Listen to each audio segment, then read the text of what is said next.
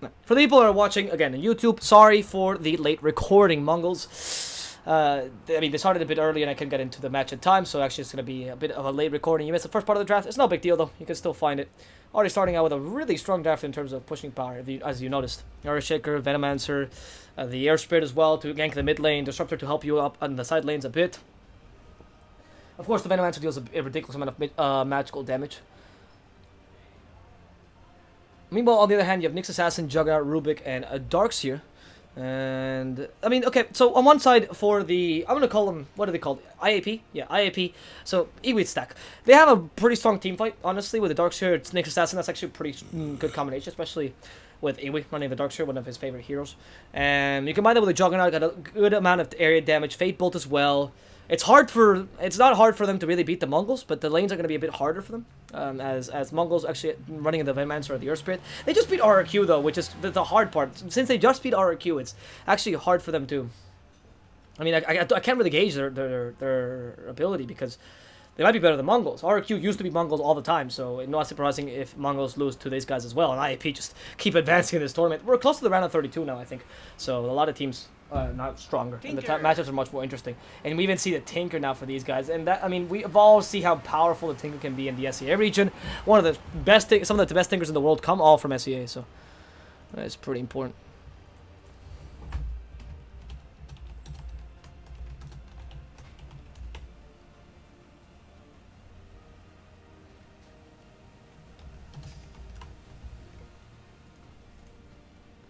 Okay. We'll see last pick for Mongolz. At pick number 5. I'll see what they want to run here. Against what we see, it's a position mid. A Sniper would have been okay, actually, against a Tinker. And they have run Sniper before. An Invoker would have been a nice pick as well for them. It's weird that they banned the Invoker out, though. Maybe they were planning on Shadow Feeding. Shadow Feeding? Yeah. I mean, Shadow Feed doesn't seem bad. You actually get a more powerful carry since you already have so much team fight in your team. And Shadow Feeding against a Tinker is not particularly weak. Once you get the Hurricane Pipe BKB, you can withstand most of the Tinker damage. I can see a Shadow Fiend against the Juggernaut is a bit annoying though against it. The Sniper against the Juggernaut is also not particularly good against Nyx Assassin. I mean, if you concentrate too much on the Tinker, he's just going to destroy you, right? You could go for the Storm Spirit here. Actually, that's not a bad idea. You could go for the Storm Spirit. The F's 2 stuns in the vacuum. Okay, that's quite a lot, but no silences. The Juggernaut is really weak in the Storm, so is the Tinker. You're going to lose the lane a bit, but you have the Earth Spirit to gank your lane a bit in the early game against Tinker, so to make it life easier. And you can make a lot of stacks. Actually, the Storm is looking pretty nice for the Mongolz. That will be my pick probably here. Because they banned the Ember already. The Ember would have been also a really good pick. Actually, a bit better than the Storm, because he wouldn't lose the lane so hard.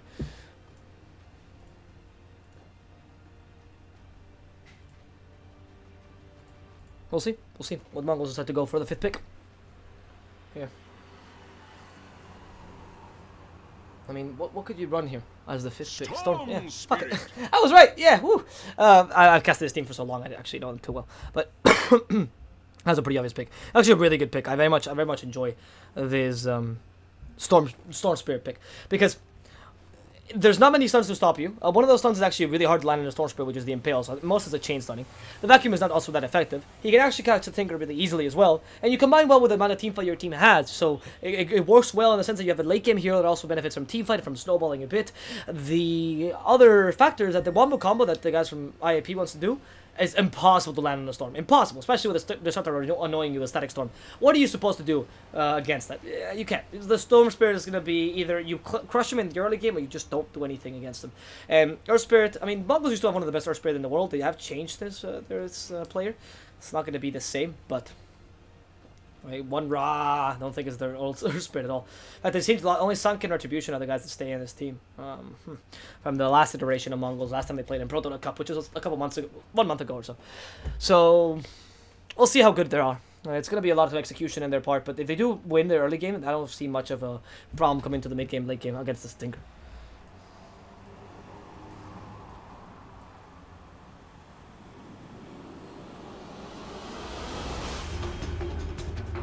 There's a bit of lag at the beginning whenever we started the match. I'm very sorry about that.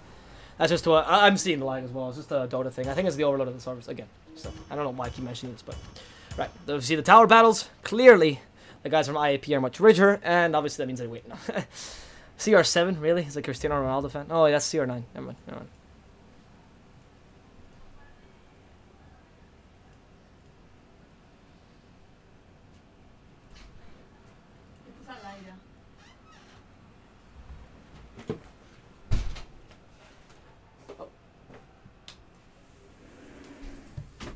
that will be going into the game. Hopefully, if the game loads for me. Because this is an insane amount of lag. It happens every single tower showdown. I don't know why the tower... I mean, you should really reconsider the tower showdown when you have so much server load, not to put them in your watch games. It's really cool to see that they have compendium and everything, but it's not that cool to watch when there's so much server load, right? And it doesn't even change. Let me change. No broadcaster. That's unfortunate. Oh well. I would have made it, guys. I would have made it. You should just waited for me. There's the alt Dota, and they let me. Yeah. I love this Tinker suit. It's fucking great. Alright. We're gonna go by the players now and present them real quick. My name is DSwordfish. If you enjoy the cast, feel free to follow me on Twitter. And of course on this Twitch if you're enjoying it. And just, you know, just give me a follow. And if you don't enjoy the cast, tell me why, because I'm always open to improvements. I'll be following the Mongolz for a bit, and until they probably get eliminated, and then I'll follow some other team. Not particularly following anyone right now. And then move on to the CIS qualifiers once they start. Sunke is going to be the Venomancer in the carry position. Here joining him will be Sorry as the Disruptor. Oh, why are they walking in so early against the Darks here to steal the rune? And they actually might even be able to get it. The Thunderstrike is really annoying. Sunke, no, I mean, they can steal the rune. Sorry is very sorry about this, but you can walk away. And even as a sentry, in case the enemy team, they saw him ward or something, so that was not bad. You could have eaten the ward, for example, with a tango. That's good. Steal the rune, just use the Venomous Gale, knowing that the Tinker's very weak level 1. Anyway, Sanka's going to be playing this Venomancer in the carry position. In the mid lane, we're going to have a Retribution playing the Storm Spirit. In the off lane, triple question mark is going to be the Earthshaker, probably a stand-in for this team, so we don't know who it is just yet. The second support is going to be Sorry, literally on the Disruptor. And finally, as the Earth Spirit, is going to be Yira, which is a new player from Mongolz that I don't actually know. Now, as for the guys at IAP, this is the Iwi stack. It's Kirito on the Nyx Assassin in the support position. Here in the mid lane, we have Escod on the Tinker. Wow, the server load is insane. Iwi Dota will be playing the Darkseer in the offlane position. The Juggernaut played by Sipteezy? Sipteezy? Really? Like Arteezy, but Sipteezy? Okay, I guess. And then finally, the Rubik here played by Abbing. It's just like all fake pro players except for Iwi and Escott that used to play in Execration for a very, very small amount of time. It's weird that his name still has Execration, considering that he used to play there for not long. But anyway, Mongolz start out with a bit of a disadvantage. I mean, they do take the banner room. Doesn't really matter, I guess. It just seems like the Tinker's winning the lane slightly. Kirito, can they get a kill? They don't usually use the combo of Overload plus Static Armor there properly. And really, the server load is insane. I wonder how many people are watching. A lot of spectators, just 106 spectators. It's pretty nice. Fortunate I could get into the game. Anyway, Retribution in the mid lane. Be harassed by Kirito. There's a stun. The laser as well. Rolling Boulder to save him. Kirito. Oh, there's the eating of the Fairy Fire. Can they get the... Yes, they did. They get the first blood on Retribution before he dies.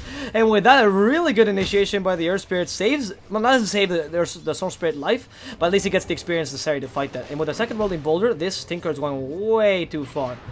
There's a second Rolling Boulder. He's ready to attack him. He blocks his way, and goodbye, Escod. They even give the kill to... No.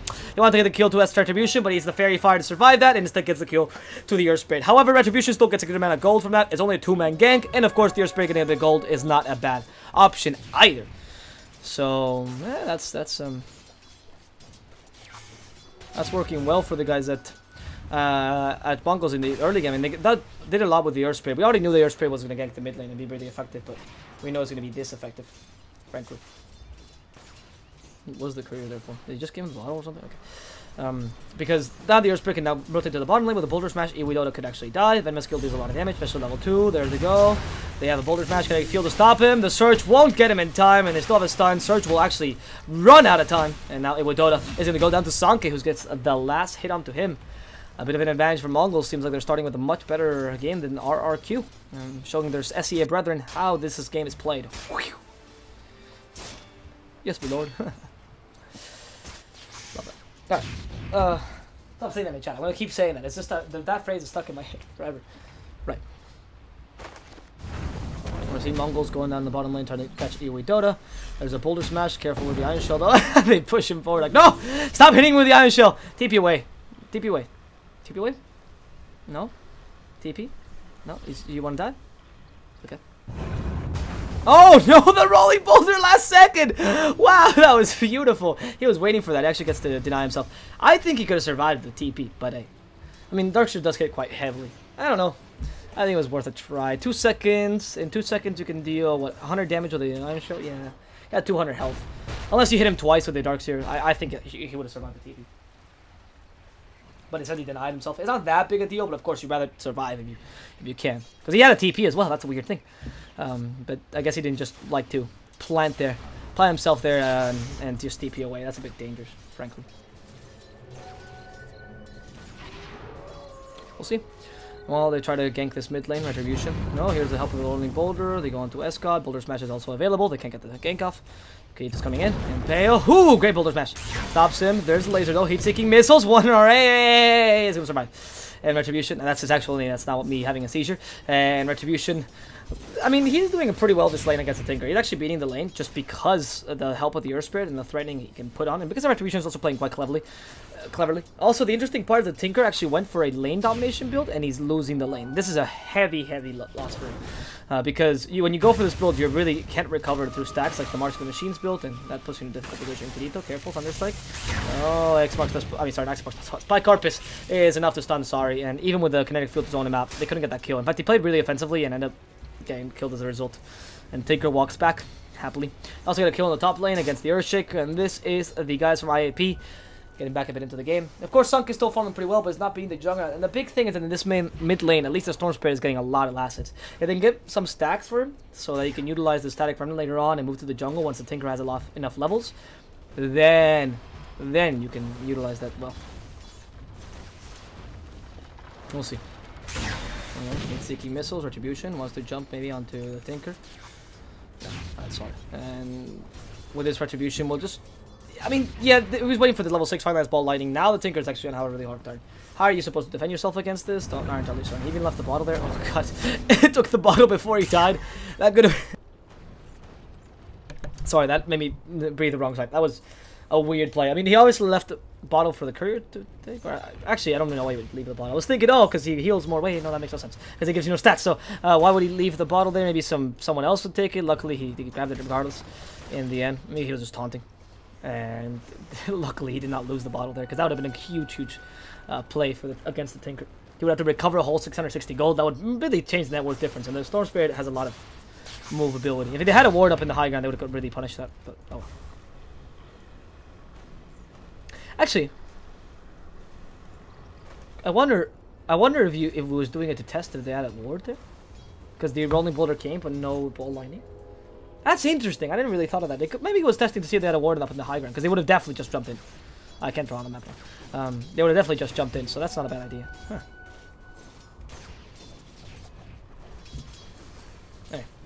Sanka continues farming this bottom lane, going for the bring of Aquila straight up to get a bit more lane domination, but Dota is not, I mean, he's not doing too badly for being playing against Venomancer. Venomancer deals really well against the Darks here. You have a lot of damage for him, damage over time that you really can't stop with a Surge, because Surge usually means you tank a lot of damage, but you have no real healing, let's be honest, except for your Soul Ring. And of course your Plague Wards are also very annoying. And now you can go for 1 level Poison Nova, but it's going for the traditional now 2-2-2 build. It's a build that people are favoring a lot nowadays. There's this kind of inverse build of getting 2 build, or not inverse, versatile build of getting 2 points of Poison Stick early on, 2 points of Venomous Gale early on, and then you can just go for as many kills as you want. Maxing Plague Wards next to increase your casting, or sorry, your pushing ability. That's pretty impressive. And that works really nicely for them, because you increase your pushing ability, right? And then you just kind of snowball out of control from the early game that obviously you're going to win anyway. Now Kirito, the Surge, they actually Surge Kirito, so they should be able to kill Iwi now with this. Poison Stick level 2, but the Centaur! The Centaur clearly is a spy for the guys at IAP, and just saves them unless the Eclipse is here. And there's the Kinetic Field, plus the Boulder Smash, really well timed by the way, 1 RA. And with that, they will kill Iwi Dota, even with the spy, guys. Come on. Come on, even with the spy, they actually are unable to complete or save the Darks here. Of course, this wasn't a spy; it was just scripts, but you get the idea.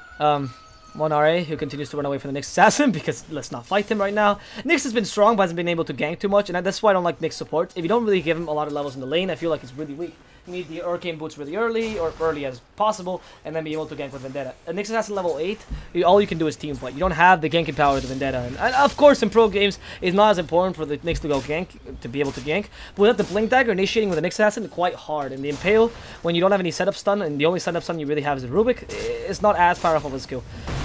It's better combined with an off-laner that has a good stun, like Darkseer, for example. That's a nice combination. Echo Slam available. Question mark is really confused, and he's going to be torn through shreds by Septizi. I had the face boot, so there's no way he's running out of there alive. He could have tried to like fissure or something, but he used it already, so we couldn't close the Juggernaut in the right time and ends up just winning that engagement. And with this, they do get a bit of more of an advantage here in for the guys at IAP. They're actually keeping the both lanes pretty even. The Juggernaut farming, and in turn the Storm is actually matching his farm. In terms of net worth, the Storm is only, oh, wow, it's actually 1100 away with Juggernaut. Juggernaut's actually really doing well. Yash is going to be coming really soon, minute 10 or so. Wow. Mongolz in minute 12. If he gets Mongolz up with Diffusal Blade minute 15, that would be fantastic on this Juggernaut. They're actually even getting him stacks. They're playing him really well for Sipteezy. This guy, I don't know who this guy is, but seems like a good player. I mean, he hasn't missed a single last 80 last minute 10. That's fantastic. That's black levels of farm. And I know you not black as in the race, black as in the player. And I know you're only fighting against an Earthshaker, sure, but I mean, Earthshaker should be able to put a bit of pressure. Or even if he doesn't put any pressure on, which he hasn't clearly, the Juggernaut shouldn't. I mean, at least a couple last hits missed for those kills that he's sacrificing and whatnot. He's doing taking stacks. It's fantastic.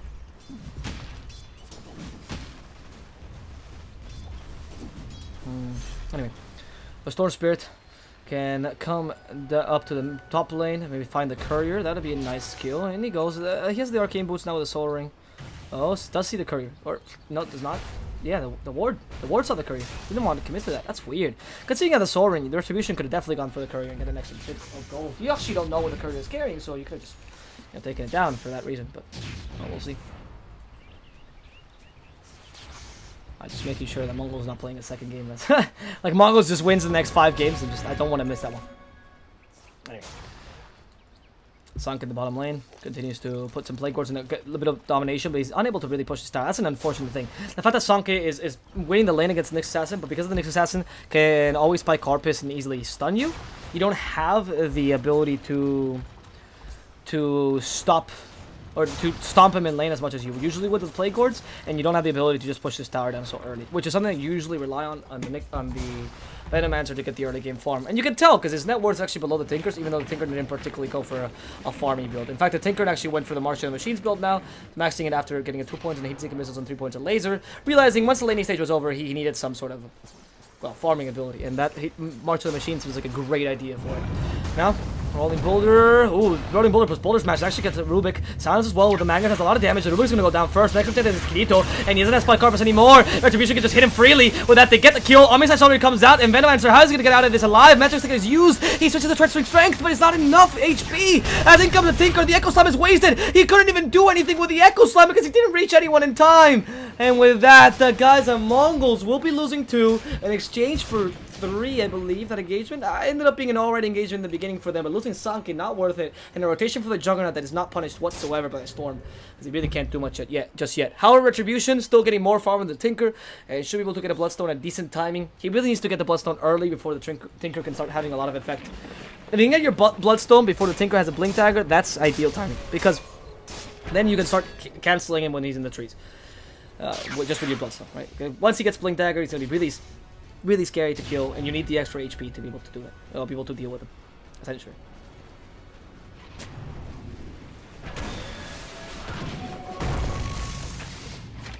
Now with more March of the Machines, and just to push the guys from Mongolz back.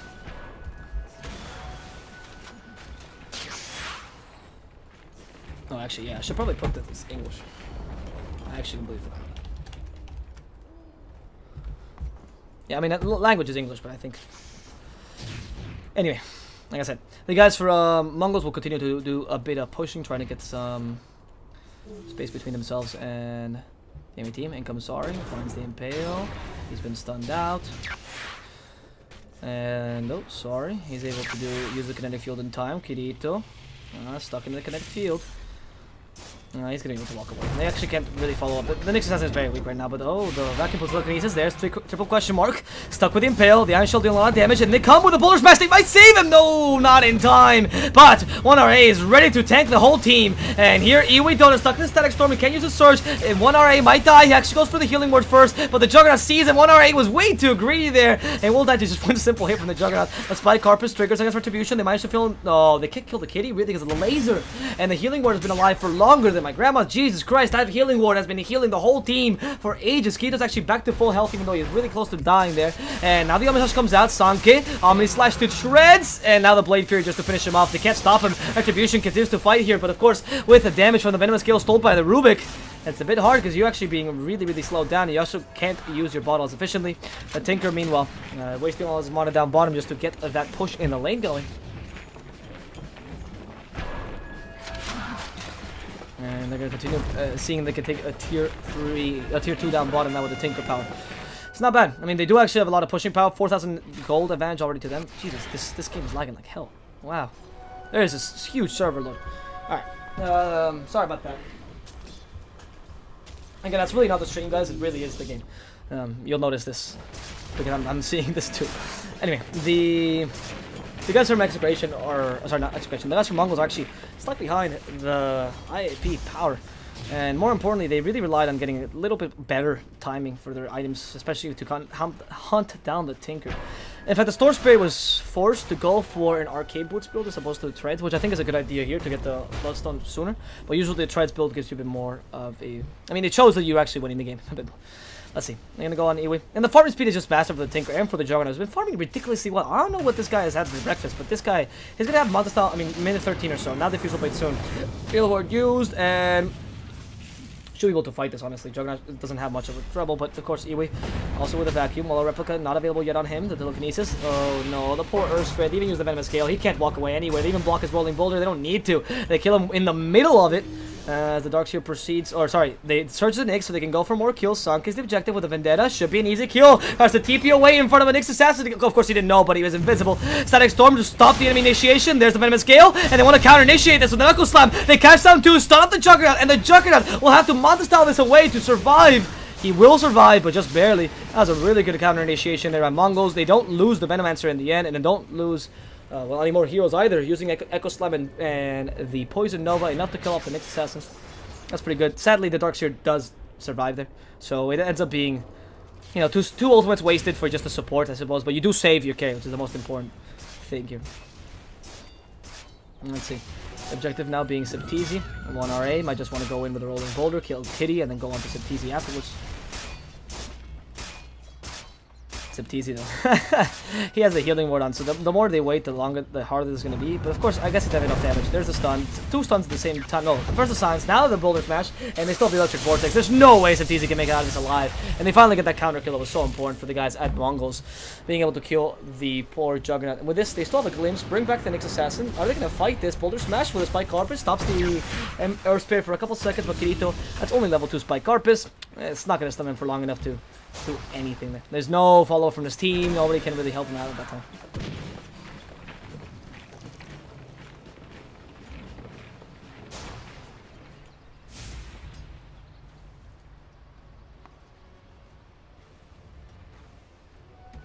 Hey, we'll see.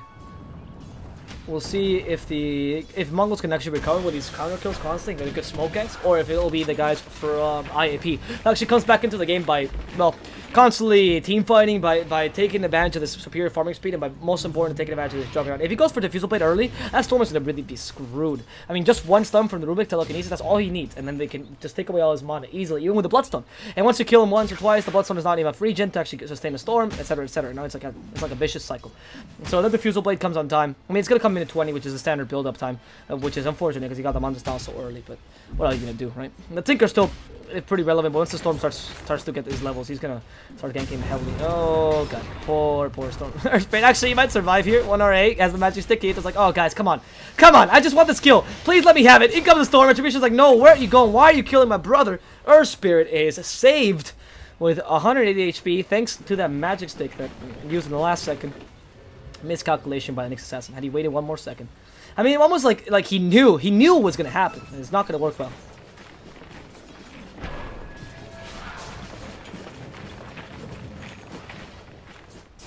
And we'll see. In the bottom lane, we see Ewe going for a Mechanism. That's good. Well, Escott himself with a Blink Dagger. Yeah, like I said, he's ready to fight against the Storm a bit more. The guys from Mongolz right now are getting into the game finally. They have the Bloodstone. I mean, don't really care about the Venom Emissary. There's mainly the Storm. He has the Bloodstone, and he can hunt the Tinker death. But of course, you don't really want to fight against the enemy team right now too much and let them farm just a bit, because you know that you're catching up to them in terms of farm. And your supports still are not relevant. You want the Blink Dagger, for example, on the Earthshaker to really be able to get team fights properly. Now, IAP, as a result, is actually being relegated to farming. They've been pushed a lot by the Venom Emissary. They don't really want to, you know, lose their early game domination. In fact, they're going to go for a smoke gank, or not, sorry, what should have been a smoke gank, but instead is a no gank, as everyone leaves. Yeah. I mean, Mongols are not idiots. They see. They know. Oh, never mind. They are idiots.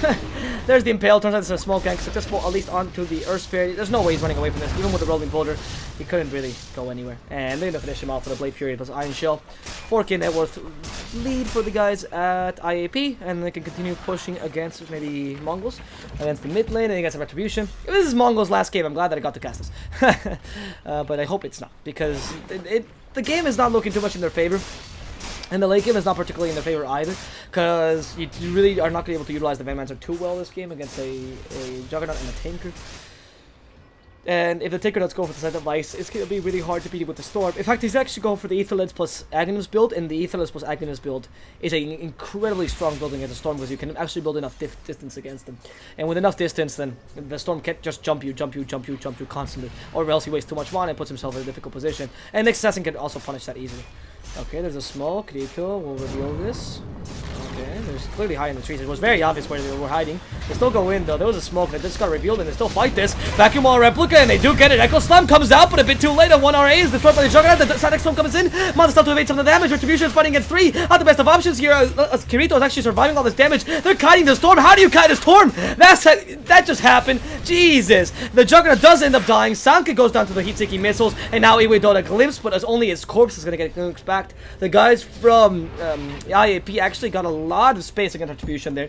Honestly, Retribution should be able to destroy the 3 of them. There was a clear divide there from the Juggernaut. When the Juggernaut actually went forward, and they went a bit too forward, and they punished him for that. Regardless, that was a really good kiting by IAP. I gotta give it to them. Now, how do you kite a Storm? I haven't seen that before, and now it's working out. you can see that it's actually working out. Because the Tinker had really good positioning. They played around the trees here, made sure that this area was, you know, they were always in the trees and whatnot. The Next Assassin should have had more mana to get out the mana burn and whatnot. That was an important factor. And the Juggernaut, of course, should have concentrated the Storm. Once he gets Abyssal Blade, Blink Dagger, Abyssal Blade would probably be my pickup here for the Juggernaut. Blink Dagger, Abyssal Blade are very important. Because that way you can actually stop the Storm. And you can help the Tinker, because the Tinker's going to be destroyed by the Storm every single team fight. You don't really want that either.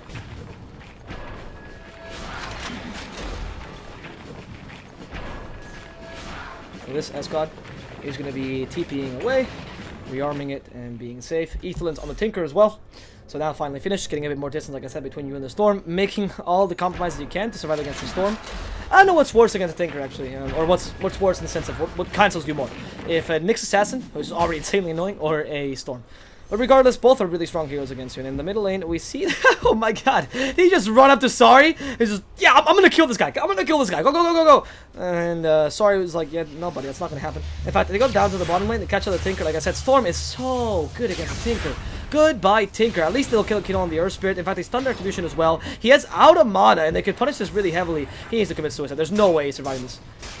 The Diffusal Blade has been very annoying. Has to commit suicide. Eventually does it without anyone around him. Will at least provide vision in the area, I suppose. But there, they actually get important kill on the Storm, reducing his charges back to the original 12, and you take away the snowball potential a Storm can really have.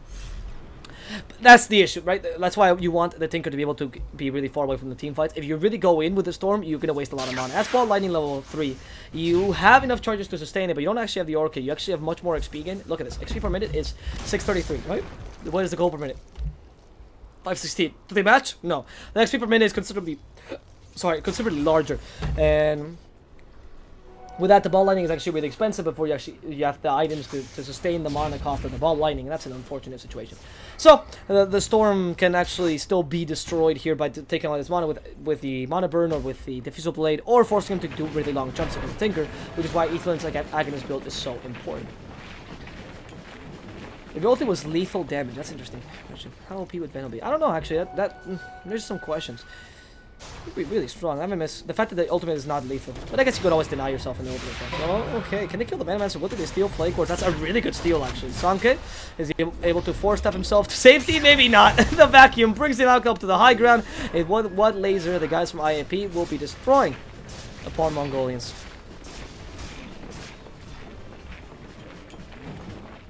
And yeah, it seems like Mongols are not doing too well right now. IAP still has the 4K net worth lead. And as this goes to the late game, it's always the question of, is the Storm able to carry their whole team on their back? I don't know. The team fight that these guys have is also really consistent. The Earthshaker loses a lot of power in the late game. Oh, actually he's playing against Abing. Telekinesis wasted. Impale also hit. Vacuum, they break all the trees. Where are you going? Triple question mark. Nowhere. Only to the graveyard. Let's see. There, the guys from IAP can continue with their push. Now with the surged up Darkseer helping him out as well. A lot of March of the Machines. The Tinker that walks back is able to heal himself back up. And now the Tinker has enough. He has enough gold right now, so that he's not as easy as a kill against the Storm. As long as he stays with his team, should be fine. He goes for counter kills. The Storm can't just jump at him and kill him, which is the ideal thing. But while with Orchid, it might be a bit harder. The Orchid also gives you enough mana regen to sustain your lack of mana regen if your Bloodstone goes under. So if you start losing a bit of the Storm, if the Storm starts playing suicidally or you lose him a bit, it's not a big a deal because your Orchid gives you a ridiculous amount of mana regen, and you do need that. Otherwise, the Storm can be, you know, gone. I'm never gonna be tired, Stank. Or I'm not gonna be tired until we're done with the qualifiers, dude. Told you. Alright. Orchid on the Storm Spirit. His objective is probably to go on to Kirito. A vendetta up Kirito that actually reveals the whole smoke gank, and Mongol's like, what else happened? Oh my god, where's this? Oh no, what does FTG just do? Walks in the middle of the enemy team. Now the vacuum wall replica. Great initiation. A triple impale from Kirito from the backlines. And with that, they can actually stop the Earth Spirit. No, there's the Poison Nova. They can actually counter initiate Retribution going to Darkseer. The Omnislash already wasted, and they managed to kill off 2 thanks to Septizi's damage. Iwidota surviving entirely. The glimpse. Let's at least catch the poor Storm. Can they finish him off? No, he ball lightnings himself to safety. And they can't even catch Sari in time. Unless the Blink Dagger from Septizi. They do see Sari. The Storm is almost out of mana, but he's regenerating really quickly. Where are you going? Juggernaut Blink Dagger in 5 seconds. Retribution should be able to TP in 9. And the Disruptor's found out. No way he's going to escape. At least his support will be killed off. But the Storm has made himself a nice little home in the trees and will just TP away. That, for IAP, was a complete win. A complete win for IAP. That was a fantastic initiation. Vacuum, Wall of Replica, then you combine that with an Impale? Come on. How do you... that was really good. That was a really good Impale. At one point, you'd wonder, how the hell did that Earth Spirit even get stunned? And they stopped the initiation completely. They killed the supports off early with an Omnislash. The divide is usually what the Storm wants to do. And by divide, I mean... The Storm likes dividing the team fight so he can hunt down the supports and kill you. But if the Juggernaut can do the same, then... Oh, okay. Boulder Smash. The Orc is actually on the next assassin, so Juggernaut can just Blade Fury himself away. There's the Kinetic Field. Who did... Rubik stole the Kinetic Field. Beautiful. The Vacuum to bring him in. And now, the Tinker's coming back in. Retribution doesn't have enough mana to actually deal with him. And the Heat-Seeking Missile spam is starting. No Aghanims yet, though, so it's only 2 Heat-Seeking Missiles. Oh, no. What are you doing? What are you doing, Tinker? Run away. That Disruptor can still glimpse you away. Yeah, he's gonna TP himself back. Good choice. Good choice not to stay there. But at least, I mean, they don't really do much. Mongols aren't able to get any counter kills, which is the important part. And the net worth keeps increasing. The net worth difference keeps increasing in favor of IAP, obviously, right? The Tinker is really close to matching the Storm. The Juggernaut is farming out of control. I don't know who this guy is. Please someone tell me who Septizi is, because he has been a standout performer this game. Not only farming super quickly, being able to... I mean, his team fights, he's been taking advantage of the divide so well, which is what's been, to me, the big defining factor of this Juggernaut. He's been able to catch the Storm, see him do the little ball lightning thing, and it's like, okay, you're gonna kill my supports, I'll kill your goddamn supports too. Ha! And then he did, every single time. Every single time. It's amazing. It's really good job by Septizi. He's been the stand-up performer, like I said, by these guys. It's good job. What else to say, really? The Tinker's also been doing pretty well. Surprisingly, not been as countered by the Storm as I was expecting. Maybe because the Storm is playing from behind. It's really hard to play from behind. And of course, you always have the Venomancer who's done what he can, but the Earthshaker has been completely out of this game because he couldn't get his Blink Dagger in time. They really killed him off early in the lane often. And by that, they reduced his farm a lot, and they delayed his Blink Dagger by a ridiculous amount. The Rubik, meanwhile, he has done amazing steals, making him a much more impactful person than the Earthshaker, because he can actually steal a lot of spells. And with that, I just see steal on the bottom. That was actually easy. Walks into the Static Storm with Blade Fury, gets a kill with the Omni Slash, and walks away. Sorry, I didn't see him because the icon didn't show on the map, but yeah, that was a solo kill against 3, and against just a single kill, walks away, and the single kills against Sanke. These kind of plays, man, is what's really making this Juggernaut stand out. Gotta admit, man, if you're Mongolz and you're losing against this team, oh, that was a good boulder smash. If you're Mongolz and you're losing against this team, you shouldn't feel bad. These guys are playing really well. We all know Iwi. He's a great Filipino player. God, it's a teasy. New 9K and 1 player. Getting a bit of a fanboyism for you. I came in this game being a fan of the Mongolz, and IAP has changed my heart. That is a beautiful team. That is a good team. I mean, fan, quote unquote. I'm obviously unbiased casting, but fan as much as I can muster it.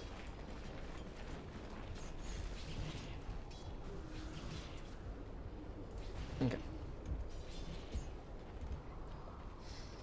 Let's see. The Iwi now in the middle lane, trying to get a bit of pushing going on. Maybe a smoke gang should come out by Mongolz. That would not be a bad idea. Do we see a smoke on anyone? No, I don't think they're available. It's unfortunate because I actually can't tell when people have smokes. I don't know why Valve took this away from me as a caster, but you can't tell anymore when people have smokes or not. Like if they're on cooldown or they're out of stock, sorry.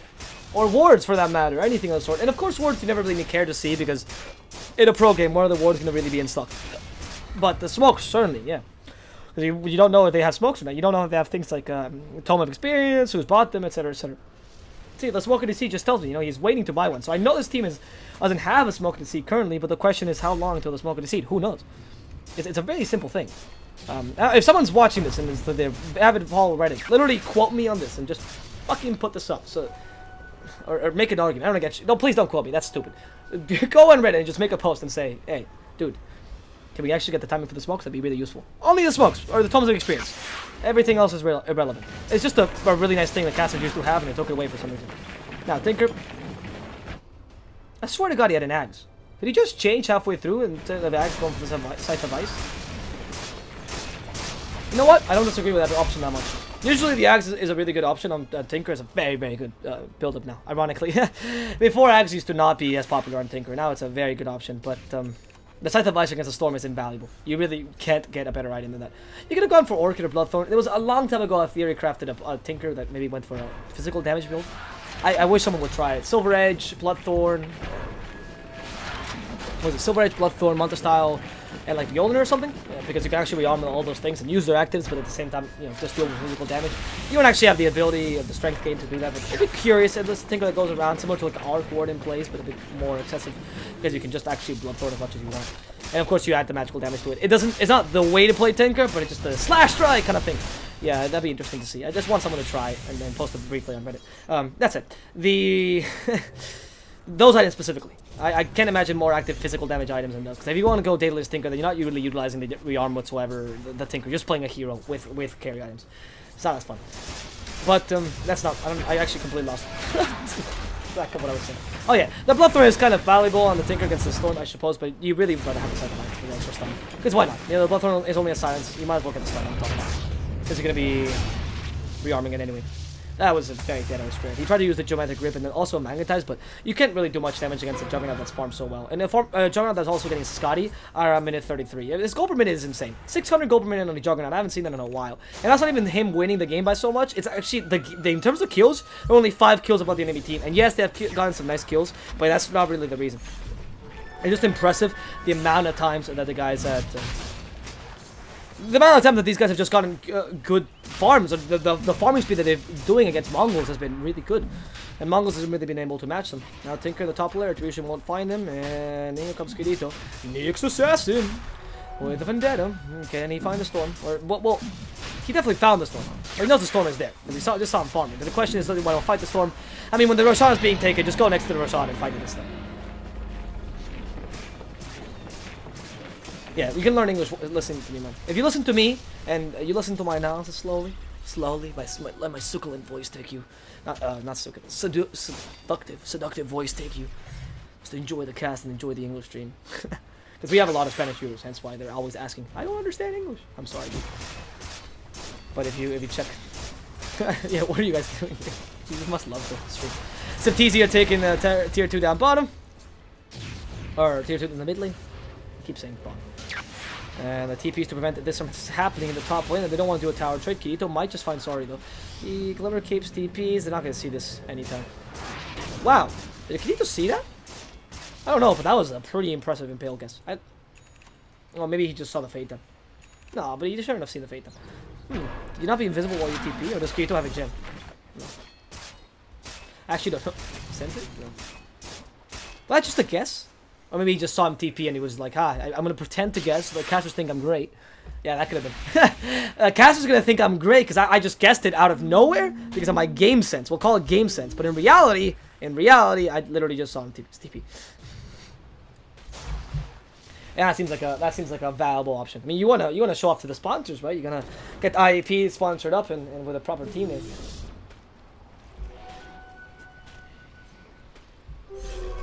Let's see.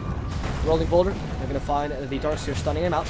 Magnetize. Oh, the Echo Slam even committed to the Static Storm as well. They can't run away with the kinetic field also put in there. But can they fight this though? At least Ami Slash coming out and they destroy the poor Earthshaker first. But however, the Tinker's got a bit too close to that poor Storm Spirit. Now the Juggernaut starts hitting him and the Retribution is out of mana, vacuumed away. And Septizi is all they need to really finish him off. The Tinker sacrificed himself knowing that Juggernaut is all they really... I mean, Juggernaut is God. Juggernaut is Shrek. You know, is his life. He's love. He is the hero that's carrying the team entirely. So the Tinker dying there just being as a utility is fine.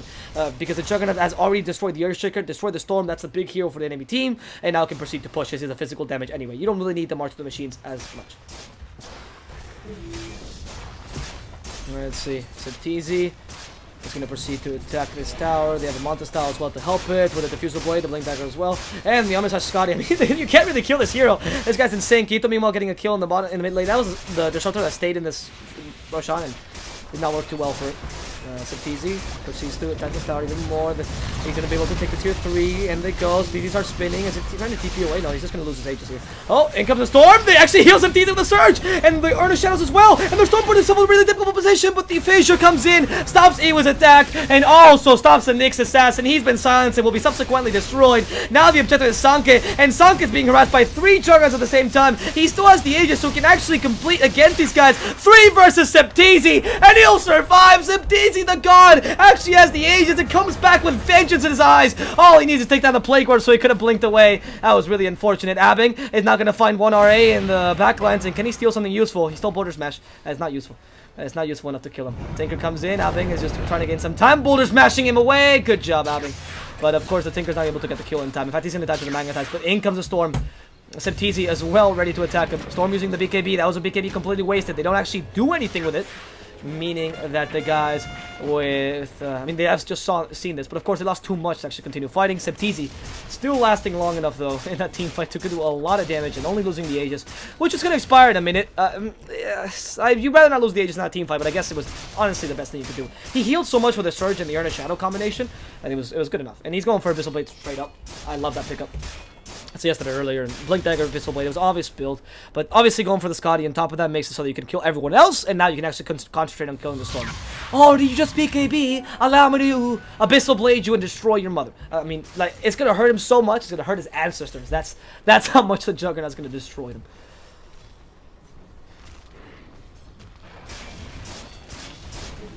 With this, Septizi, he's actually really close to the Abyssal Blade, and he's not even going to reserve for the buyback. I don't think you should. I agree with this build-up. If he's been playing until now, unless he makes a huge mistake, they're not going to be really able to punish him. This game has been really going really well for him.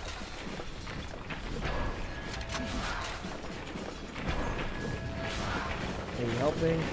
And yeah, there's a bit of push for the March of the Machines. Making sure the lane stay pushed. Let's look at the Mongolz guys. I mean, I've been going a bit one-sided because I'm just really mesmerized by this Juggernaut, but the Storm has been playing pretty well, honestly. Yeah, the items he went for the Orchid early on to stop the Tinker, the Shiva's Guard also to stop the Juggernaut from actually jumping on you, and also stopping his Blink Dagger. Of course, the rarely necessary BKB to again stop the Tinker, and also the Diffusal Blade, because the Diffusal Blade should not go, at least the Mana Burn should not go through. Neither does the Purge, obviously, but the Mana Burn should not go through BKB, so it takes away some damage from the Juggernaut, especially from the Manta style combo. Not bad. We'll see. We'll see if they can actually make use of this Venomancer a bit better, because he's gone for Heaven Halberd, very much utility items, so he hasn't had much impact this game. His Poison Nova has come out like twice, and Hasn't really done much. That's the issue. The Juggernaut actually can resist this damage a lot. The Disruptor can't touch the Juggernaut either. This whole team is actually easily countered by the Juggernaut. Storm Spirit can kite him, but only if you do win the lane a bit more than Retribution did. And Retribution has been having a really hard time against someone that's farmed so much of this Juggernaut. With the Abyssal Blade, it's going to be even harder. And the Abyssal Blade is finally up. Yep, it's finally up in Subteasy. That was just a guess, actually. I didn't actually see it, but he can just go in, kill the Storm with a simple stun. Especially with the damage Tinker's offering. And then they go, Abyssal Blade, Hex as well, Static Storm, though Subteasy can... what a great timing. Blade Fury in time, and now the Hex Retribution. He's going to BKB in with the Shivas. He wants to counter Nishi, but the Vacuum Wall Replica killed 3, or destroyed 3. The Echo Slam to finish off the Tinker. Now the poor Rubik also dies to the Storm. And can Subteasy help his team out? He's already got the damage from the Poison Nova. That was a pretty good Poison Nova from Sanke. At least killing a couple people. And he ends a 2 for 2, but in the end, you do lose one mid in a support for 2 supports. Subteasy wasn't able to get that kill onto the Storm. And that was very important as he wasted the Abyssal Blade. They can't go too far in because, of course, if you lose a Juggernaut, you're in a difficult position. He has no buyback. And the only good thing is the enemy team doesn't have too much pushing power. The Plague Gourds aren't that great for fast pushing. They're more of a sustained push. Unless he goes for the 3 times Plague Ward HP and damage. I don't actually know what you go at level 25 anymore. Before, it was obviously the respawn talent because it was so good. But I don't know. I don't know if he's... I don't know what you go for anymore because they're both crap. It's not like the 3 times Plague Ward damage or HP is particularly good. Look at Subteasy. He's just taking the Shrine. He sees the TP from the Storm and just... right in his face, Blade Fury is away. Maybe he was a bit... oh, no, he was not. He was actually planning this from the beginning. He's been stunned for so long. The Omni Slash almost destroys him. Subteasy fighting against the whole enemy team alone. He has no buyback. Let's not forget, finally his team comes and joins him with Iwe Dota, able to get that Air Shaker killed early and the Great Impale onto 1 RA. The supports are going to deal with him while he just kills Sorry. Sorry with the Glimmer Cape should survive. Subteasy finally takes the Shrine. In the end, they kill the Air Spirit in the back lines. And Sorry tries to glimpse the Juggernaut back. Will do so. Subteasy still wants to get the skill. I love that name, and we'll be able to destroy the Disruptor. Mongolz are falling left and right, and the Storm almost got destroyed in an initiation that should have been beneficial to him. This guy has the reflexes of a cat. This guy's insane. How is he so fast with his keyboard? Like, he just jumps at him with Shivas, and he already had Blade Fury active. Once Blade Fury goes down, Omni Slash is already active. He used the Abyssal Blade right at the right time during the Omni Slash, so that the Storm, as the Storm was about to ball lightning away, it's almost like he's... yeah, looks like he's hacking. That's how good he is. He's not, obviously. I don't think he doesn't seem like he is. Obviously, I was kidding, but that's how good he is. Right, Venomancer destroyed. No chance there. Tinker has been stunned in silence, but Retribution can't really do much. Subteasy should be able to help him out with the Abyssal Blade. Oh, actually not available because he was on the Venomancer. Retribution, the loss of mana, and they continue fighting. The Venomous Scale plus the Poison Nova came out for the buyback to Venomancer, and they kill the Tinker at the very least. The Vacuum Wall of Replica, we use a different timing, but they should be good enough. The Rubik Snowball, Lightning, and Retribution suffering a lot of damage. 6 to this, the Earnest Shadow should finish him off. He walks to the Shrine and survives. Subteasy might actually die here. The Boulder Smash misses him, and he should be able to walk out of this alive. Abbing with his ball lightning, and his insane mobility is not able to survive as the Glimpse finishes him off. Kirito still fighting together with Iwe Dota against the enemy team. He searches himself up, but he's also been silenced. Brought back thanks to the finisher. He can't run away. And the guys at Mongolz get the team fight they were looking for. That was a 4-man wipe, not including Subteasy because this guy's god. We already determined this. But Mongolz actually managed to kill everyone else, pulling the Tinker really back in farm, making him a much more useless pick. And the Storm is getting all those Bloodstone charges back. And more importantly, he's actually able to get the farm necessary to build up those useful items like the Lincolns, which are so necessary against the Abyssal Blade. And of course, you're also giving a lot of farm to your supports and your carry Venomancer, who did go for the Plague Ward HP and damage, because let's be honest, the Poison Sting is terrible. Did they get bigger? That's my only question. He's going to put a Plague Ward down. I'm just curious. How much damage did they deal? 120! Maybe I underestimated that. That's actually pretty good. How are you supposed to fight against a high ground against that? 120. Holy shit. That's a lot of damage. 120 damage when you're fighting against a high ground. Imagine, like, how many Plague Wards can you put up total? I mean 8 total, but let's say you put up 6. 6 seems like a reasonable number that you can keep up at a regular rate, right? 6. That's 720 damage per hit. I mean, if you concentrate them all on one person, like a firing squad, yeah, that's actually not a bad talent now that I see it in action. Yeah. Okay, they do show me the... It is a TP effect, but again, like, you can see the TP effect. That last play by the Knicks, now it makes sense. I really think he was just showing off. Kirito. But, oh well, because the Impale came really late later on. But that's, most people don't know what I'm talking about, so doesn't matter. Subteasy continues to farm a bit here with a Scotty, Diffusal Blade, and Monta style. What is his next item? Maybe a Moon Shard? Actually, Travels first, then Moon Shard. Actually, I don't know. Moonshot might be able to, with the extra movements or extra attack speed, you can stop the storm much easier. This game is getting pretty interesting. Mongols are actually not out of the game by any means. Like I said, the late game is not particularly too in favor of Mongols, but with the storm, they have a decent late game. The Venomancer is not the worst late game here. They just need to start building better items on him, like a butterfly, a Scotty, instead of this. Not even a Scotty, actually, a butterfly better. Instead of this crap that's failed. You need to sell that and get some better quality, expensive items for the late game. I'm going for Roshan, but Septizi knows the enemy team is around, and with an Echo Slam, you don't want to fight there. You don't want to fight there. Nyx Assassin and the Vendetta and Blink Dagger available to get the easy kill. And Septizi now's finally on the Diffusal Blade level 2. That actually is a really good pickup. Get more Purge charges to get early kills. There's still an 18k net worth lead for the guys at... Oh. And I literally said that. The game just clashed to me. Okay, Cream. What just happened? Alright. Do you hear that? It's like... The game just fucked. Oh, okay. Wow. I think I just said there's an 18k net worth lead, and Val was like, no, there isn't! Stop the game for me. Anyway, 18k net worth lead for IAD. And... let's see if Mongols can defend this Roshan. This is a very important Roshan. This might be the last team fight of the game. There's a smoke gank. Oh, that's why. It lagged before, so it won't lag in the smoke gank. I like it. I like it. They could go in, March of the Machines. Sorry to also lag my computer. Stop with the March of the Machines. I won't be able to see this team fight, guys. Stunned out. The Rubik is the first target. The BKB on attribution. He's taking no damage. Having will be the first. Oh, no. I'm not the first to die. As the vacuum orb catches forward. The static storm is not good enough to actually stop the damage from Iway Dota. And then she's able to make it out alive. The Yo-Yo of Death, though, stops the Nyx Assassin. There's the Echo Slam with the Omni Slash. Can they get some counter kills? And they will get the Earthshaker at the very least. Septizi continues to go on to that poor Earth Spirit, who's gonna die secondly. And now with the Scythe of Vice, where are you going, Storm? You can't make it out in time. Even with the claims they can't save him, Septizi can fight against the Plague Wars, but it decimates the enemy team. And with this, that's a free run shot. Even if they lose 3 for 3, that's definitely beneficial for the guys at IAD, as they take down the Storm. That's the biggest, that's the pillar of the team, right? And the Storm is the big column that takes, that makes the building of, or ensures that the building of Mongols stays alive. And Mongols, right now, losing the Storm was huge for them, losing a lot of charges. They're still powerful, right? Because they still can do a lot with you know, the rest of their team. They have a good amount of initiation, but wasting the Static Storm, wasting the Echo Slam there, ended up being a much, much better team fight for the guys at IAD.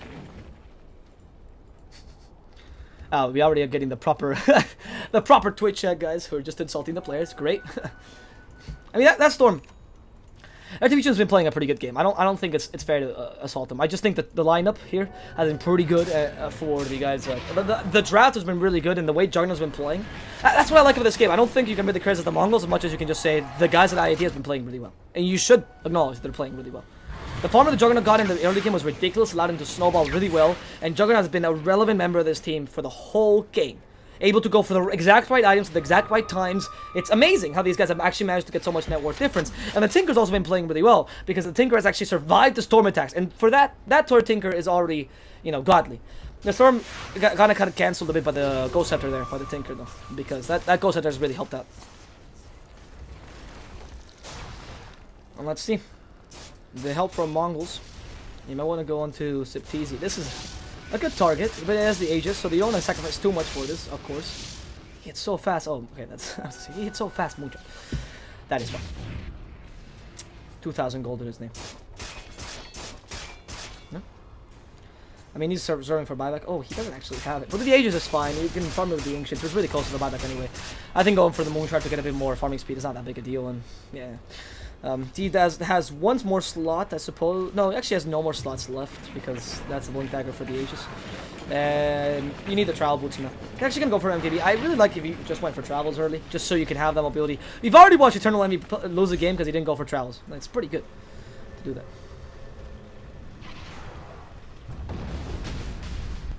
Yeah, they're seeing the defense there. Huh? Earthshaker comes in. Hex. Ooh, the Earth Spirit. They actually forced them into safety, but the Tinker is committing to this kill. Screw the Lotus Orb, we have a BKB. The Storm comes in, but it can't catch the blinking Tinker, and the Storm is finally on the Septizi. He wants to use the Omni Slash, but is for now just pushing this tower. A lot of March of the Machines enjoying And they're marching through the storm. Offensive 4-staff. This Juggernaut's put in a really difficult position. Silenced out. Has no Manta style to dispel this. And the fissure makes him stuck there. He actually can't move away. The Echo Slam as well. The Vacuum's wall replica. They stop him. The Poison Nova now. They get 3 with it. And Iwi Dodo is the only surviving member of this team now in the this support team. Meanwhile, Septizi is actually fighting his own battle. He already beat the Earth Spirit, but he's fighting against 3. The Retribution able to get back in. Omni Slash comes out, but that's only to give him a bit of damage. And the Rubik jumps in with his ball lightning and got stolen, just to commit suicide because he wanted to give a bit more time to the Juggernaut, and that was good. As Septizi manages to make it alive thanks to the Rubik sacrifice. He literally went to like, ah, and just, I'm gonna save you, buddy. And he came in, did absolutely nothing, but that was enough because they weren't expecting the ball lightning. They thought they're gonna do something cool here. They're gonna just destroy me, and that did not work whatsoever. But the Juggernaut at the very least gets out alive, so that's good. Those team fights actually end up being so chaotic that I don't really understand what's happening. My words are starting to jumble. It's amazing chaotic team fights. Both teams are playing to their maximum. The divide here that's happening is amazing. Actually, we should talk about this a bit. The divide is happening by both teams. You see one team that wants to go. So Juggernaut used the divide very well in the early game. By divide, I mean dividing the supports or your supporting cast. That being the Darkseer. That's why I said they're all dead. I'm meaning, only the Darkseer is alive. Sorry, that's I meant to say the Darkseer is only left at the core team, right? The supporting team. Because you have Tinker and Juggernaut, they're gonna be leading, and then you have the support team, right? The Darkseer, the Rubik, and the Nyx Assassin. But they keep getting killed by Storm because he wants to divide the team fight so that the support team is separate from the core team, so they can't help him. That makes a lot of sense. So he does the same thing. He goes in and lets the support team, in this case being the rest of Mongolz, do the work for him against the Juggernaut. And they keep him entertained for long enough. However, the Juggernaut has been able to kill the supports consistently every single game, so that by doing that divide that the Storm benefits so much from, is usually present in 4 Protect 1 lineups, you're actually sacrificing a lot because the Juggernaut can just decimate your team. However, now the divide is being much more effective because Septizi is not able to kill the supports fast enough, and he's actually being entertained by too long. If it wasn't for this Rubik that annoyed him annoyed him at the end, the Juggernaut would have definitely died. And losing your Juggernaut here is key, is important. Oh no, the Storm just jumped in. He just got stunned twice thanks to Spike Carpus from the Impale, even get a bash in the last second. Just to laugh at the fate of death. Septizi gets the kill on the Storm in a terrible position. And that's a lot of Bloodstone charges lost. 40 seconds for the Storm. 40 seconds for the Storm. Wow. Jesus. That was a very bad play. I think he didn't see the Juggernaut. The Juggernaut actually hid, knowing that the Storm was around, and they got a good kill. If they can kill the Earth Spirit, this might be the kill that actually allows them to go into the high ground. But a bit difficult. The Nyx Assassin didn't go for the Dagon build because, of course, he's good. Please don't ever do that in pubs. And did I hear you go? Do you go Dagon on Nyx exclusively? No. Please don't do that. And Kirito, with the mobility build he went for, is more of an assassin that wants to initiate team fights. Solo kills are much harder for him to get, especially if the Tinker doesn't have level 2 travel boots. Just travel to him, which I think would be an option here for Tinker, just because you have the Nyx Assassin. At this point in the game, a pickoff is so valuable that you might want to build up for it. 51 minutes. Notice the difference between this and the last game we casted. Spoiler, game hasn't ended yet. Yeah, it hasn't. Notice the difference between this and the last game we casted. That both teams are playing so aggressively, throwing things at each other, like throwing things at each other's racks, and it's so long they actually need a pause, probably just to drink a bit of water or something. I mean, both teams are playing to the maximum potential. This is real SDA, though. This is why I love this region so much. Are you kidding me? How do you not like watching these games? Even if it's a bit clowny, it's not like some teams where, sorry, I said the actual name of region. It's not like some teams where they play too clowny and they overextend and you're like, ah, come on, don't do that. In this game, they're both making amazing plays and terrible plays and amazing plays and terrible plays within the same team fight, and it's beautiful. It's just a street fight. That's what it reminds me of. Everyone's on low GPM. Nobody's really farming, because screw that. Everyone's going for objectives. It's a 5-man. It's old CIS Dota, and it's essence. And it's beautiful to watch. So congrats. This is why SCI Dota is just the best region in my opinion.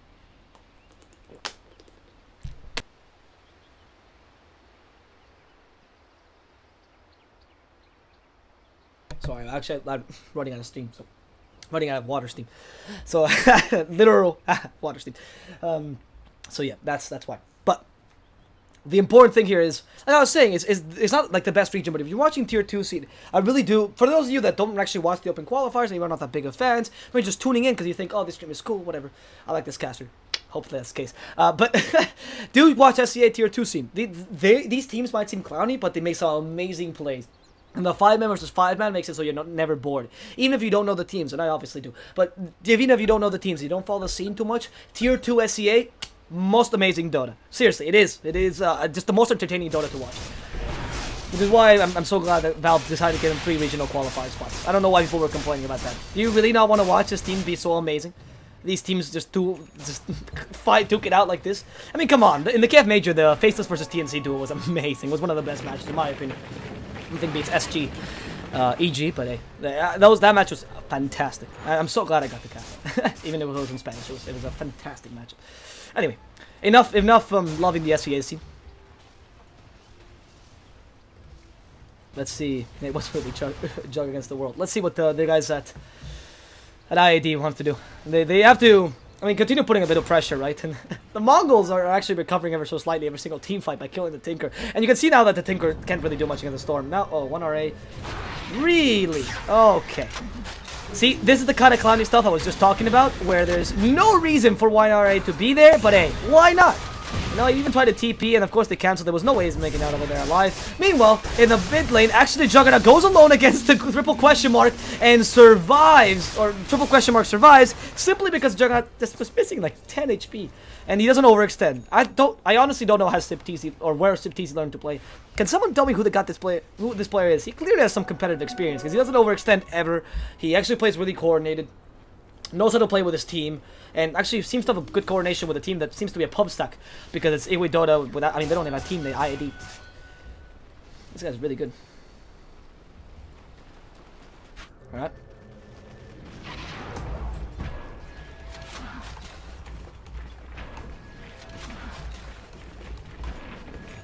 Hey, the push will continue, and for now the game will calm down a bit.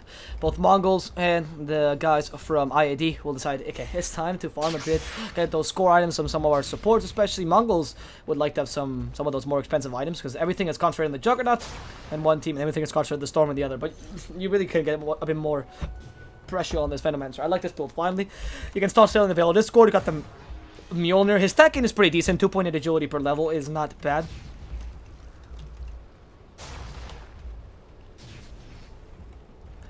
And that's why, as a late game, he still has a bit of relevance, and of course, not as much anymore because of his skills. Sorry. Not as much relevance anymore because of his skills, but because the skills really become useless. The play gourds, I mean, it's just free gold for the enemy team, but at this point, free gold is not that important. So if you can become a little bit of a physical damage carry, a Silver Edge would not be a bad idea, actually. You'd take away some of the Juggernaut's damage. Silver Edge him before that Omni Slash, and you'll see how little damage he does. Because you actually half his damage for the duration of the Omni Slash. In addition to take away his crit, so you can't crit in the middle of the Omni Slash. So, I mean, Silver Edge could be really useful this game. Maybe a Scythe of Ice, actually not a bad idea here. Or just going for straight up damage and go for the Butterfly. Since the Juggernaut doesn't, or can't really go for an MKB, or is not able to go for it yet. Bloodstone finally in the Tinker. He'll try to go for Travel Boots level 2. Still no Travel Boots in this Juggernaut. The Face Boots must be the best items in the world, because he's keeping them forever. And let's see. Kirito with a Vendetta. Haste taken by SipTZ. Haste it up. Woo! Time to get a kill, says SipTZ. He just walks on, stays in the trees. I mean, with all the runes now, you can really take advantage of them. They actually don't know the enemy team is in true Roshan. Really, this is Roshan's going to go under their nose. They just used a scan to make sure that nobody was there. They even used the dust, and there was nobody there whatsoever. This Roshan can go free to them, and the guys at IAD were none the wiser, honestly. Because the fact they used the smoke to try to catch out someone, unless the smoke was, the whole plan was to catch him when they were coming back from Roshan, which is next level plays, I don't think that's the point. I don't think that's what they were trying to do. They didn't know that Roshan was happening. They had no vision around this area, so, you know, just punish them. Alright. So now the smoke axe fails, so the guys from IAD can't complete it. That's unfortunate. That's why you really want vision around the Roshan when it comes to the late game. They'll put a lot of centers they would have dewarded you. Look how much vision around the Roshan Mongolz has. If this is saying, I want Roshan, I'm going to see any rotations. I am the all-seeing eye. They're literally the watcher from the Marvel universe, just watching anything you do around the Roshan pit. It's not a bad idea, because it's a very valuable asset right now. More valuable than towers or anything else, because let's be honest, it's 55 minutes in the game. You can just finish it with one push, with both teams can finish it in one push. If they have enough fights. Oh, they found Kirito. That's good. Decent kill. Stunned out. kill the Nyx Assassin. Actually, that's how you do a smoke gank, by the way. Sanke, although activating the BKB seems like a waste. That was an 8-second BKB, completely wasted just to stop the Nyx Assassin. And even if, I mean, I guess the idea was that the enemy team was just going to join in and just destroy them, but the chance of that were quite low, because it would have just helped in the beginning. I don't think a Venomancer using his BKB would have helped in that situation. Like, oh, I got an amazing vacuum wall replica, stuck anyone, destroyed everyone, but oh, Venomancer had his BKB, I'll survive, he survives. Because the Juggernaut would have jumped you as well, so Sanka kind of wastes his BKB there. You always have to consider when you make a play what's the risk and reward. And in that case, the risk of the BKB, or the risk of that play was not high enough for, or the reward of that play was not high enough for the risk of actually using your BKB so early. And the longer the BKBs, the more useful they are. I mean, he's lucky that he's got his BKB and doesn't have to use it too much in this late game. I mean, the Storm, on the other hand, has 5-second BKB. Meanwhile, the Juggernaut has 10-second BKB, which he'll be swapping out for probably the Blink Dagger. BKB Blink Dagger. Maybe Manta Style. Maybe Manta Style, actually. I mean, all he needs to do is swap it in, use the BKB power, and swap it out immediately. So that's important. Brown Boots, Soul Ring, Nyx, best build. Yeah, man. Why would you need any more items? You should just be literally. I'm disappointed that Nyx went for Arcane Boots. Fucking, where's your Brown Boots, dude? I'm kidding. I mean, it's this late in the game. The builds are kind of fun. Oh no, the Earthspirit in a difficult position, but in comes the Storm with the Shivas. They see the Rubik, and he's gonna be stunned out. The Omniscience actually being used there, but the Lower Storm is really bad. The Static Storm, they catch the Juggernaut inside of it, and there's the Wall of Replica, but it's not the best Wall of Replica possible. If they can destroy the Juggernaut, that's it. They got it. They're gonna force the buyback at the very least, and now they do force the Aegis onto Retribution, but it doesn't matter. The objective is Iwidota. Electric Vortex stops the surge, and where are you going, little Darkseer? He's been stunned to oblivion. He's just stuck to the floor right now. Iwi goes down, and the guys at Mongolz take a triple kill. 3 kills in their name. The Tinker survives, and he can still support them with the March of the Machines, but it's time for the guys to push. Mongolz, you can actually still win the game. That kill on the Juggernaut was so important. That Omni Slash, if I'm not mistaken, actually wasn't effective because of the Lotus Orb by 1 RA. Otherwise, I don't know how he tanked that much damage. That was fantastic play by the Earth Spirit, regardless. Juggernaut was way too hasty trying to kill the Earth Spirit, and Retribution just comes in from downtown. Shivas, and boom. Fantastic kill on the Juggernaut. Now, let me go for the tower down bottom. Pretty good. Tower down bottom, Retribution can join in with the Bloodthorn. Has a lot of damage. And yep. There they go. They start hitting and chipping away. Chip, chip. Good job, Retribution. Chip as much as you can. And try to deal as much damage with your physical damage. But like I said, it's so late in the game, it doesn't really matter. And oh no, the Tinker! There's Shivas everywhere, but the snow is not going to save the Tinker. Let it go, they say, as Tinker goes down. He has to buy back. He has to buy back. The Juggernaut already was forced to, but Simtiza can't fight alone. There's the Tinker coming back. Nyx Assassin puts himself in a difficult position, and they could punish this, but they can't actually go in. Retribution decides it's time to leave. They already forced enough buybacks. It's 1 RA who's been stuck thanks to a beautiful Scythe of Ice. Ooh, the Tinker Scythe of Ice himself, but the Juggernaut has enough damage to just finish off this poor Earth Spirit. Even with Lotus Orb, they just keep piling on damage to him. And in the end, everyone from Mongolz but the Earth Spirit will survive. The Earth Spirit is a really valuable member. I mean, he's also level 20, almost level 25, but at this point, really, in the game, only a support dying is quite important, but you have to sacrifice something for that important kill on the Tinker. You force so many buybacks there. They actually might be able to make it. Mongolz have fought to the end, tooth and nail, knowing that even though their lineup was not particularly good in the late game, they could still do with proper initiations. And goddammit, if Retribution's going to do it. This guy has the passion in his eyes. I mean, look, they're shining blue. Oh, I think I just broke down. Oh no, look at that. Oh, I actually went for the Rubik. Goodbye, Rubik. From behind, from in front. They're just dancing around him like a good girl at a disco. And their Retribution is able to get the kill on the Rubik. Like I said, look at the passion in his eyes. Look at it. So much passion. God damn it. Stop turning around, dude. There it is. See? They're shining blue. So much for a terrible joke, right? Anyway. Mongolz end up getting the kill on the Rubik, which is not bad. But of course, the more important thing is Retribution did not die there, right? Going for the kill, which is important. Probably what you have to do is wait for the next Roshan. There's no reason there to not wait for the next Roshan. In fact, this time, it's not the time where I'll be like, yeah, go, push, go, go, go, go. Because unlike the last game we've casted, they're very equal. There's no team that can just steamroll the enemy team. And waiting for Roshan is the wisest choice you can make. I swear to God, if Iwi shows himself, there's a ball line to finish him up. And Iwi, as soon as he sees the Storm, he's like, oh no, I'm out of here.